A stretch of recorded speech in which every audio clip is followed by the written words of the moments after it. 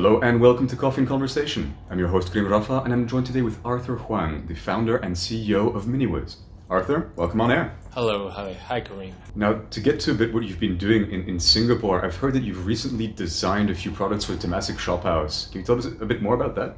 We actually brought one of our tiniest machine to Singapore before, and we actually had quite a funny pilot demonstration at Tapayo, which is like a transit site in the center of Singapore, where lots of MRT crosses. It's an MRT crossing basically, and we just put our machine there to ask people to donate their single use, and we created a special mold, a special design for Temasek Shop House for the Eco-Spirity Conference. So basically, we used the waste from material we collected locally in Singapore. We directly press into a coaster, if you call that. Yeah, I guess it's a cute start. I definitely wish the initiative can expand into much more permanent. But at first, people say you cannot jump too far as going into a building or a wall.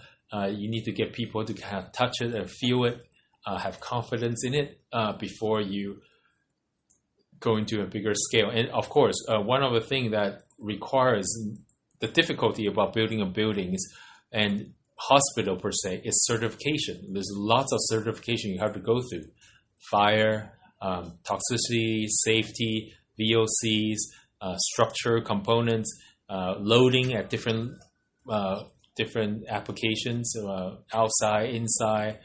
So for us, we're quite used to fulfilling those standards. But of course, for every time we enter a market, it requires a long process of proof of concept. Now, we've seen quite a few of your designs, and they're often visually quite striking, right? And I'm curious, when you're designing these things, are you trying to find a design first and then materials that fulfill the needs for this design, or do you work with what you have to build something that then comes to mind? Okay, I think this comes down to process and how we are inspired in design. This is very cliche in some way. Everything we do is called biomimicry. I don't know if you're familiar with that term, but I'm sure in the design field, people are like, oh, what the heck is that? It's actually just mimicking how nature creates materials or how nature are formed, both on the molecular level. So if you go into our design process, we never look at the form. The form actually comes from its basic material strength. Then from the molecular level, then we go back up into the mechanical level. Then from the mechanical level, then we go into a structural level. And then we post-rationalize it with some sort of design. So whatever you see, what we do is always like this. I mean, I know most designer or design professors will kill me, you know? It's like, this is like the... You're doing it backwards, right? It's completely backwards, yeah? It's like completely backwards. So I can imagine a lot of honeycomb design sort of strength with space in between, is that correct?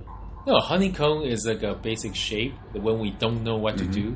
So every time you see a honeycomb design from us means we are lost in inspiration. But normally there are many really cool internal structure and material.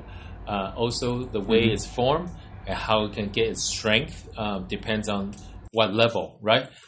So how strong the tensile strength is. It's going to come down to certain internal or millimeter level structures. That's most efficient case use for this type of structure load conditions.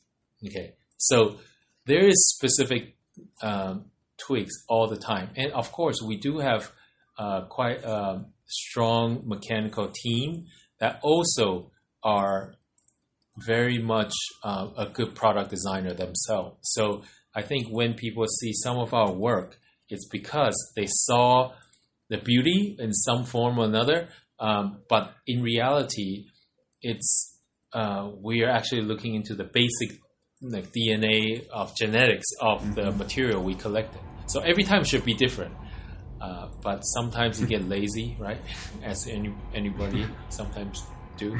COVID has brought to light a lot of ecological concerns, even more so than the last 10 years have, mostly because people have been favoring, I guess, safety and protection over single-use and recycling over the last 6 to 10 months. How far off do you think we are of a wide-scale adoption of upcycling rather than recycling? I think we are way off. Yeah, way off. I'm always very optimistic on one end and very pessimistic on the other end. So you literally are bipolar by nature if you're going to be in this, you're constantly insecure and constantly in urgent, like desperate, like anger to try to solve this issue.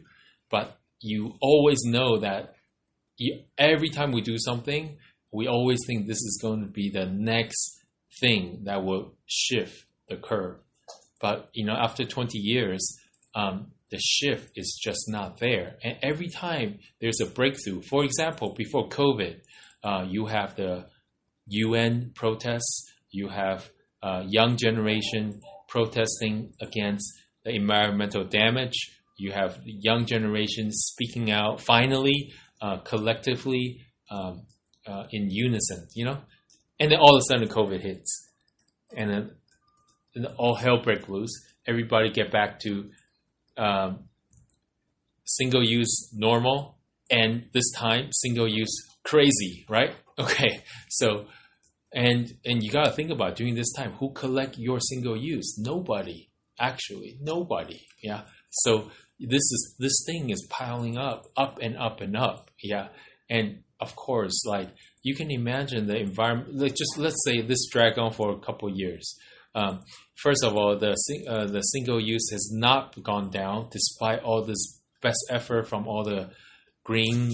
But I mean, if people keep forgetting, like the biggest single use is our fashion. I think the only way these days, I feel like the only way to kind of have a real paradigm shift is to show people that Miniwiz can be a very profitable outfit.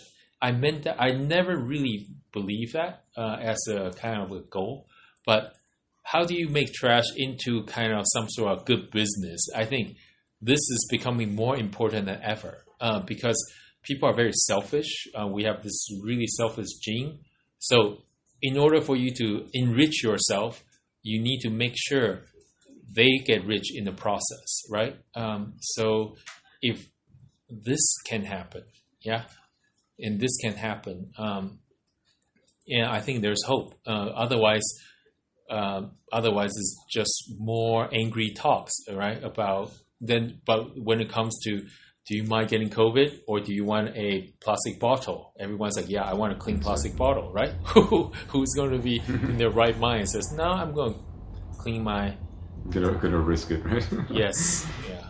Exactly. I guess it's always beneficial to try and align capital gains with making the world a better place, right? It's gonna motivate everyone at the same time in the right direction. Arthur, thank you so much for coming on today. I think that's all the time that you have. Yes, thank you so much. I know you're a busy guy.